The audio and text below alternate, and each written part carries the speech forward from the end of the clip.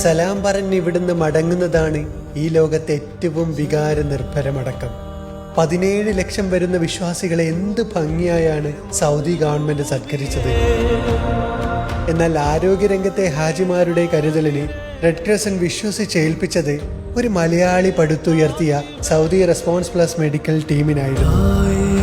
6000 medical വിദഗ്ധരും 300-ലധികം ആംബുലൻസുകളും അത്യാധുനിക കൺട്രോൾ റൂമുകളും ഒരുക്കി സെക്കൻഡുകൾക്കുള്ളിൽ മെഡിക്കൽ സൗകര്യം ഉറപ്പാക്കുന്നതിൽ മലയാളികളുടെ ആരോഗ്യരംഗത്തെ അംബാസഡർ ഡോക്ടർ ഷംസീർ വയലിൽ മുന്നിൽ നിന്നും നയിക്കുകയായിരുന്നു. സൗദി ആരോഗ്യമന്ത്രി അടക്കം കുറ്റമില്ലാതെ പ്രവർത്തിച്ച ഈ ടീമിനെ വാനോളം പുകഴ്ത്തുമ്പോൾ ഡോക്ടർ ഷംസീർ വയലിന്റെ കഠിന പ്രയത്നത്തിന് മറ്റൊരു പൊൻതൂവലായി മാറുകയായിരുന്നു.